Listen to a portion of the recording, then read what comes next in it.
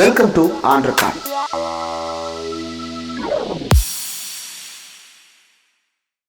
Welcome to on record. இன்றைக்கு நம்மோடு நேர்காணலுக்காக சிறப்பு விருந்தினராக பத்திரிகையாளர் தராசு ஷியாம் அவர்கள் இணைந்திருக்கிறார். சார் வணக்கம். சார் வணக்கம் சார், நம்ம ரொம்ப நாளா ஃபாலோ பண்ணிட்டு இருந்த கேஸ்ல இன்னைக்கு ஜட்ஜ்மெண்ட் வந்திருக்கு. செந்தில் பாலாஜி அவர்கள் பிணையில் விடுதலையாகி இருக்கிறார்.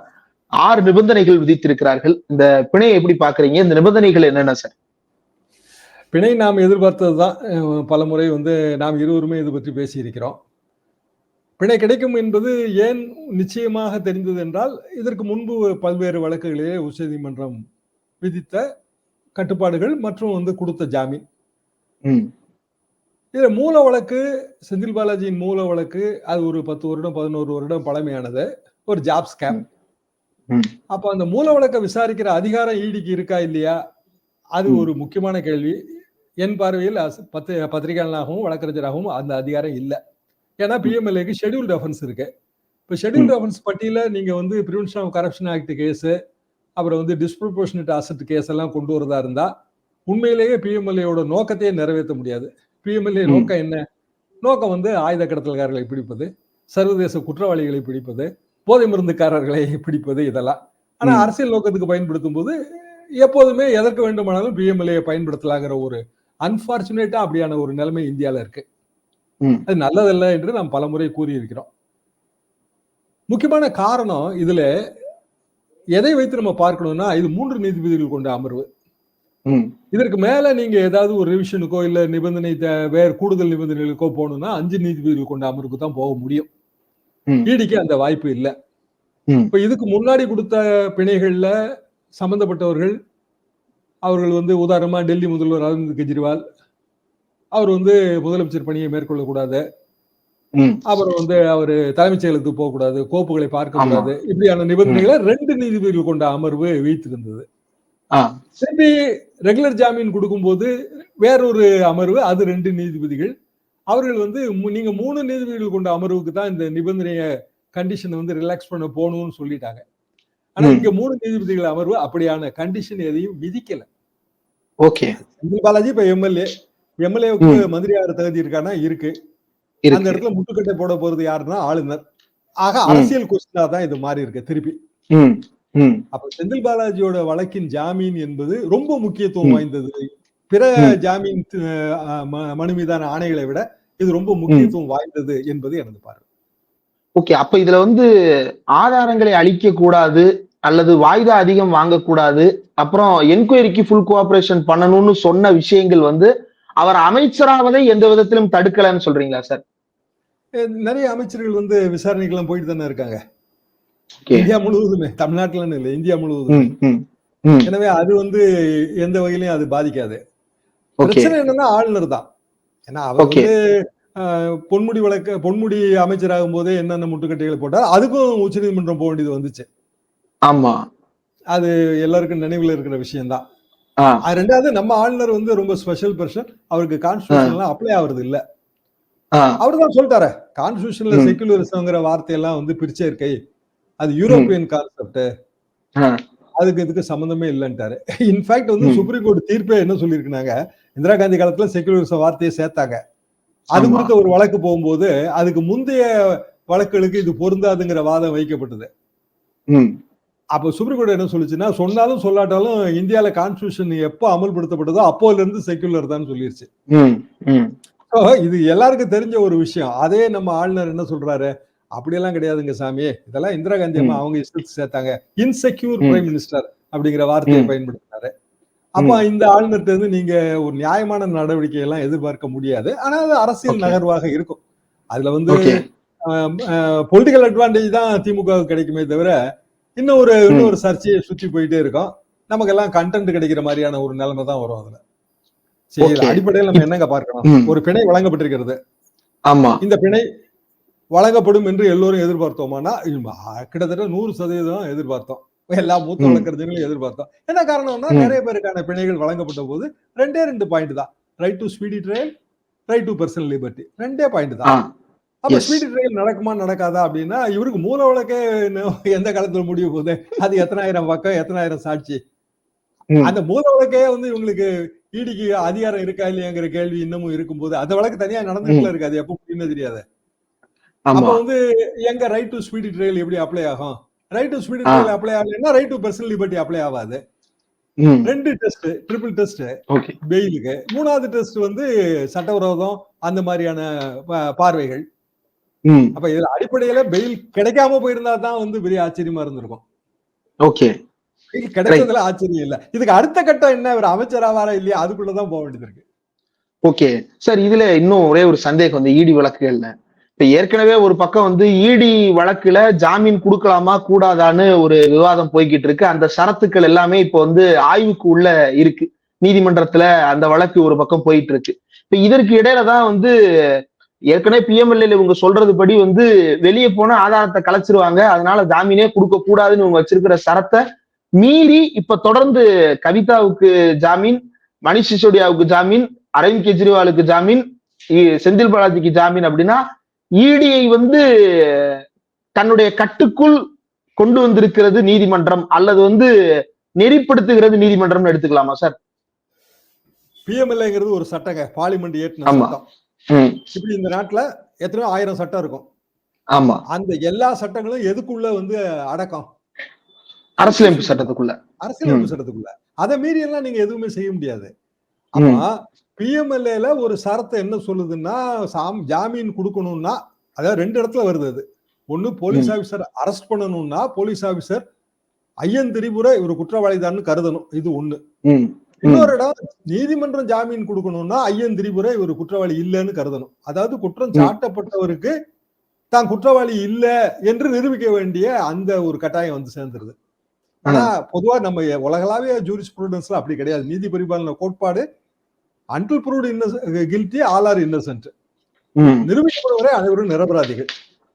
அதை எப்படி நீங்க மீறீங்கிறதே முதல் கேள்வியாகத்தான் வந்துகிட்டே இருக்கு. இது வந்து ஒரு வழக்குல உச்ச நீதிமன்றம் அந்த சரத்து செல்லுன்னு சொன்னதுனால வந்த விளைவுதான்.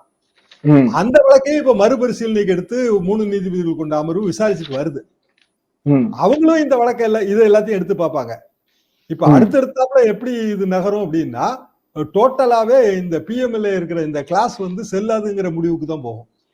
ஓகே, சிக்கல இதுல வந்து உண்மையான குற்றவாளிகள் வந்து சட்டத்தின் பிடியிலிருந்து தப்புவார்கள்ங்க. நம்ம ஒண்ணுமே இல்லைங்க, நம்மளோட குண்டாஸ் ஆக்ட் நீங்க தவறா பயன்படுத்துறீங்கன்னா அதனால ஏற்படுற விளைவு என்ன? உச்ச நீதிமன்றம் பாஸ் பண்ணும், அடி அடின்னு அடிக்கும், மிக கடுமையாக அடிக்கும். இது நான் எந்த காலத்துல இருந்து பாத்துட்டு இருக்கேன், சுமன் வழக்குல இருந்து பாத்துட்டு இருக்கேன். நடிகர் சுமன் வழக்குல இருந்து பாத்துட்டு இருக்கேன் குண்டாஸ் ஆக்ட் கேஸ 1984 85. அதாவது நம்ம சட்டங்களை வந்து சில நோக்கங்களுக்காக கொண்டு வந்திருக்கிறோம். ஹேபிச்சுவல் அஃபெண்டர்ஸ், குற்றம் செய்வதே வாடிக்கையாக கொண்டவர்கள், பெரிய சமுதாயத்துக்கு அச்சுறுத்து, அவங்க நடந்து வந்தான்னாலே போச்சு கடையெல்லாம் அடைச்சிருவாங்க, அவங்களுக்கு நீங்க குண்டாஸ் ஆக்ட் போடுறீங்க. ஆனா எல்லாருக்கும் போடுறதுன்னு ஆரம்பிச்சா அதுல வந்து உச்ச நீதிமன்றம் தெரிவிக்கிற கருத்துகள் இந்த மாதிரியான குற்றவாளிகள் தப்பிச்சு போறதுக்கு வழிவகுக்கிறோம். இந்த பிஎம்எல்ஏ வழக்குல அதான் நடக்கும். அப்ப ஈடியினுடைய நச்சு பற்கள் வந்து நீதிமன்றத்தால் கையில் எடுக்கப்பட்டிருக்கின்றன அப்படின்னு சொல்லலாமா சார்? அப்படி சொல்வதை விட பிணையில் பெறுவதற்கான அந்த ட்ரிபிள் டெஸ்ட். ஈடிக்கு நச்சுப்பல் தேவை இல்லையா? அப்பதானே நீங்க வந்து சர்வதேச லெவல்ல வந்து டீல் பண்ண முடியும். ஆமா சார், ஆனா நம்ம பாக்குறோம்ல சார், அந்த நச்சுப்பல்ல வச்சு அவங்க எல்லாரையும் பாக்குற எல்லாத்தையும் பதம் பாக்குற வேலையை பாக்குறாங்களே சார். பாக்குற எல்லாரையும் பதம் பார்க்க வச்சது பாரதிய ஜனதா அரசா இல்லைன்னா வந்து ஈடியா? பாரதிய ஜனதா அரசு. அப்ப வந்து யார் பேர்ல குற்றம்? ஓகே, ஈடி வந்து ஒரு அமைப்புங்க. எல்லா அமைப்பா இருந்தாலும் ஏதோ ஒரு மத்திய அரசின் ஒரு பெரிய துறைக்கு கீழே கட்டுப்பட்டது, பிரதமர் கீழே கொண்டு. அப்படின்னா செந்தில் பாலாஜி பேர்ல போடப்பட்ட குற்றச்சாட்டுகள் இல்லைன்னா அவர் கைது பண்ணதெல்லாம் மேல யாருக்குமே தெரியாதா?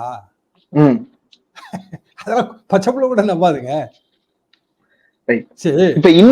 அரவிந்த் கெஜ்ரிவால் கைது மேல யாருக்குமே தெரியாதா? சிசோடியா கைது மேல யாருக்குமே தெரியாதா? கவிதா கைது மேல யாருக்குமே தெரியாதா? அது எப்படி வந்து ஒரு அமைப்பு வந்து பொலிட்டிக்கல் கிளியரன்ஸ் வாங்காம இப்படி ஹோதால குதிப்பாங்க? அங்க அடி வாங்குவாங்கன்னு தெரியும்ல. சரி, இத வந்துங்க எல்லாரும் மூத்த வழக்கறிஞர்கள் தானே. எனக்கு தெரிஞ்சது இன்னும் என்னை விட சீனியர் லாயர்ஸுக்கு இன்னும் நல்லா தெரியும். அரசு தரப்புல வாதாடுறவங்களும் மூத்த வழக்கறிஞர்கள். கோர்ட் வந்து நம்மளை கூட்டும் அப்படிங்கறது அவங்களுக்கும் தெரியும். அப்ப ஏன் இந்த இழிநிலை? ஏனென்றால் இந்தியால வந்து எல்லாத்தையுமே நீங்க அரசியல் பண்றீங்க. கூட்டணிகளை உடைப்பதற்கும், புதிய கூட்டணிகளை உருவாக்குவதற்கும், புதிய முதலமைச்சர்களை உருவாக்குவதற்கும், புதிய துணை முதலமைச்சர்களை உருவாக்குவதற்கும் மகாராஷ்டிரால இடி பயன்படுத்தப்பட்டதா இல்லையா? ஆமா. அந்த இடம் தாங்க நம்மளோட ப்ராப்ளம். சரி, நம்மகிட்ட இருக்கிற ஓகே. சட்டங்களோ இல்லைன்னா நம்ம அதிகாரிகளோ ஒன்னும் சளைத்தவர்களே கிடையாது. ரொம்ப பொறுக்கெடுத்த முத்துக்கள் மாதிரி தான் ஈடிக்குள்ள ஆள் கொண்டு வராங்க. எல்லாமே கவர்டட் ஆபீசர்ஸ். ஆனா அதை நீங்க இப்படி பயன்படுத்தும் போது அடுத்தாப்புல இன்னொரு கவர்மெண்ட் வருதுன்னு வைங்க, அவங்க இதோட மோசமா பயன்படுத்துவாங்க. அதுதான் அந்த குண்டாஸ் ஆக்ட் உதாரணம் சொன்னேன். எம்ஜிஆர் காலத்துல அப்படி தவறா பயன்படுத்தப்பட்டதுங்க. நான் பத்திரிகையாளர்களுக்கு முன்னாடி பயன்படுத்தப்பட்டதான்னு எனக்கு தெரியாது. நான் பார்த்தது அது அது எம்ஜிஆர் ஆட்சி காலம். இப்ப தொடர்ந்து அது தவறா பயன்படுத்தப்பட்டு கொண்டே வருகிறது.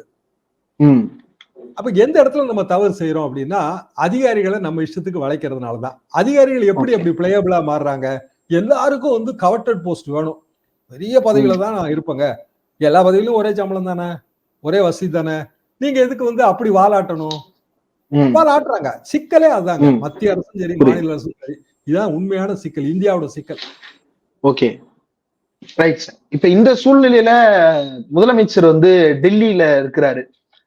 டெல்லியில பிரதமர் மோடியை சந்திக்க போயிருக்கிறார். ஏற்கனவே நம்ம பார்த்தோம், ஆளுநர் மாளிகையில நடந்த டீ பார்ட்டியில கலந்து கொண்டதே வந்து கேள்வி எழுப்பப்பட்டது. என்னது இது, ஏன் டீ பார்ட்டியில இப்ப கலந்துக்கிறீங்க, போன தடவை புறக்கணிச்சீங்க, இப்ப ஏன் கலந்துக்கிறீங்கன்ற கேள்வி வந்தது.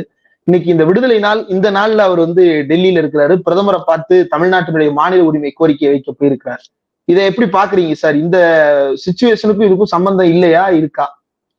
இதுக்கு அதுக்கும் சம்பந்தம் இல்லைங்க. ஏன்னா அவர் முதல்ல கேட்ட டேட்டே வேற. அந்த டேட்ல வந்து பிஎம் வந்து யூஎஸ் போற அந்த பிளான் இருந்துச்சு. அதனால அவர் அதை கொடுக்காம இந்த டேட்டை கொடுத்திருக்காரு. மற்றபடி இதுக்கும் அதுக்கும் சம்பந்தம் இல்லை. ஆனா முதலமைச்சருக்கு மகிழ்ச்சியா இருக்கும். அதுல அது உண்மைதான். அவரு ஏமாற்றம் இல்ல இருக்காதுன்னு சொன்னார் இல்லையா? உண்மையிலேயே செந்தில் பாலாஜி பிள்ளையில அவருக்கு ஏமாற்றம் இருக்காது. ஆனா இந்த டேட் செட் பண்றது அது நேற்று முன்தினம் மாலை அப்பதான் இந்த டேட் செட் ஆகும். ஏன்னா காஸ்ட் லிஸ்ட் போட்டு வரணும்ல. நேத்து நமக்கே எப்ப தெரியும் அப்படின்னா, நேத்து சாயந்தரத்துக்கு மேல தெரியும். இன்னைக்கு காலையில 10:30 வருதுங்கிறது சாயந்தரத்துக்கு மேல தெரியும், மாலைக்கு மேல தெரியும். ஆனா இது ஒரு ரெஜிஸ்ட்ரியில இந்த கேஸ் லிஸ்ட் பண்றது, ஜட்ஜ்மெண்ட் ரெடின்னு சொல்லணும். அந்த 3 ஜட்ஜிகள் கொண்ட அந்த அமர்வுல ஒரு நீதிபதி மட்டும் ஜட்ஜ்மெண்ட் எழுதுறதா இருந்தா, அவர் ஜட்ஜ்மெண்ட் ரெடின்னு சொன்னாதான் அந்த இதை போடுவாங்க, பட்டியல போடுவாங்க. இப்ப சில நேரங்கள்ல திடீர்னு இன்னொரு நீதிபதி நான் மாற்று கருத்து சொல்றேன், டிசென்ட் அப்படின்னு சொல்லலாம்ல. ஆமா. அப்போ இந்த யார் ஜட்ஜ்மெண்ட் எழுதினாங்களோ அந்த நீதிபதி ரிஜிஸ்ட்ரிக்கு சொல்லி நேற்றைக்கு தான் அது ஃபைனலைஸ் ஆயிருக்கும். ஆனா முதலமைச்சர் பிளான்ங்கிறது அதெல்லாம் பல தினங்களுக்கு முன்பு ஃபைனலைஸ் ஆனது. ரெண்டுக்கும் தொடர்பு. Okay, right sir. இப்போ அமைச்சரவை மாற்றம் குறித்து ஏற்கனவே நிறைய கருத்துக்கள் பேசப்பட்டது. உதயநிதி ஸ்டாலின் இண்டெக்ட் ஆகுறத பத்தி. இப்ப அவர் இண்டெக்ட் ஆகுறது அப்படின்றது வந்து கிட்டத்தட்ட உறுதி செய்யப்பட்ட ஒன்றுதான். ஆனா தேதி அறிவிக்கப்படாததற்கு காரணம், செந்தில் பாலாஜி வரும் பொழுது அவரையும் சேர்த்து அமைச்சரவை எல்லா மாற்றங்களையும் ஒரே நேரத்துல செய்து விடலாம் அப்படின்ற ஒரு நோக்கம் இருப்பதாக சொல்லப்பட்டது. நீங்க அதை எப்படி பாக்குறீங்க சார்?